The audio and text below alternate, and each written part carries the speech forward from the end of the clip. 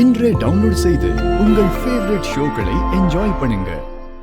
இன்னைக்கு என்ன வேலைக்கு போகாம வீட்லயே உட்கார்ந்துட்டு இருக்கீங்க? சும்மாதான் செல்லமா, லைட்டா தலைவலிக்குது.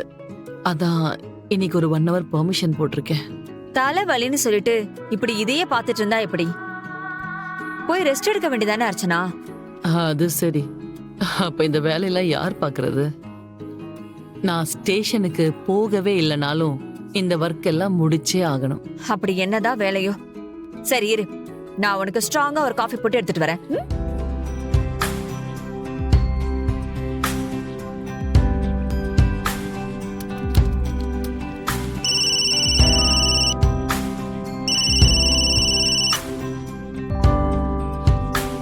ஹலோ. வணக்கம் அர்ச்சனா மேடம், எப்படி இருக்கீங்க? எல்லாம் சௌக்கியம் தானே? நீங்க யாரு? உங்களுக்கு என்ன நல்லா தெரியும், ஆனா பாத்திருக்க வாய்ப்பு இல்லை. என் பேரு வர்மா. கடத்தல், கட்ட பஞ்சாயத்து, ரவுடிசம்னு சுய தொழில் பண்ணிட்டு இருக்கேன். இப்ப ஞாபகம் வந்திருக்குமே சார், நீங்களா? ஆ, நேத்து கூட உங்களை பத்தி தான் பேசிட்டு இருந்தோம். எவ்வளோ பெரிய ஆள் நீங்க, எனக்கெல்லாம் ஃபோன் பண்றீங்க, பரவாயில்லையே.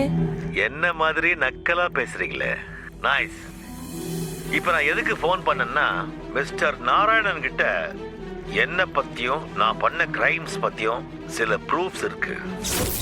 அந்த நாராயணன் உங்களுடைய க்ளோஸ் ரிலேட்டிவ்னு எனக்கு நல்லா தெரியும். சோ அந்த ப்ரூஃபை கொஞ்சம் வாங்கி கொடுத்தீங்கன்னா உங்களுக்கு நான் 2 கோடி வரைக்கும் தரத்துக்கு தயாரா இருக்கேன். பணம் வாழ்க்கையில எவ்வளவு முக்கியம்ன்றது நான் சொல்லி உங்களுக்கு தெரிய வேண்டிய அவசியம் இல்ல. என்ன சார் நீங்க, நாராயணன் கிட்ட இருக்கிறது சாதாரண ப்ரூஃபா? அதுக்கு 2 கோடி தான் மதிப்பா? என்ன சார், நீங்க 4 கோடி வரைக்கும் கொடுப்பீங்கன்னு பார்த்தேன். Yes, done. என்னது, 4 கோடி தரீங்களா?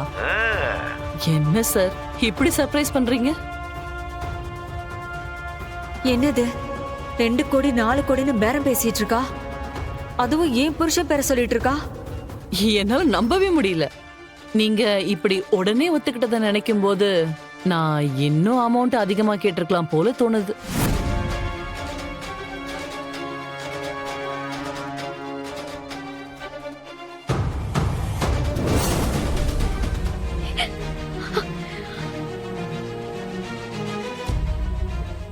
உன் மேல இந்த அளவுக்கு வெறுப்ப காட்டுறேன்னா அந்த அளவுக்கு உன் மேல நான் பாசம் வச்சிருந்தேன்டி.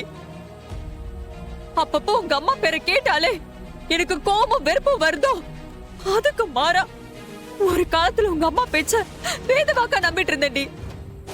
அவளை சாமி மாதிரி பாத்துட்டு இருந்தேன்டி. ஆனா காசுக்கு ஆசைப்பட்டு என் புருஷனை காட்டி கொடுத்து அவரை கொன்னு இப்படி எனக்கு நம்பிக்கை துரோகம் செஞ்சுட்டாளே. அவ மட்டும் அந்த போனை எடுக்காம இருந்திருந்தானா இன்னைக்கு என் பொண்ணுக்கு அப்பா இருந்திருப்பாருடி.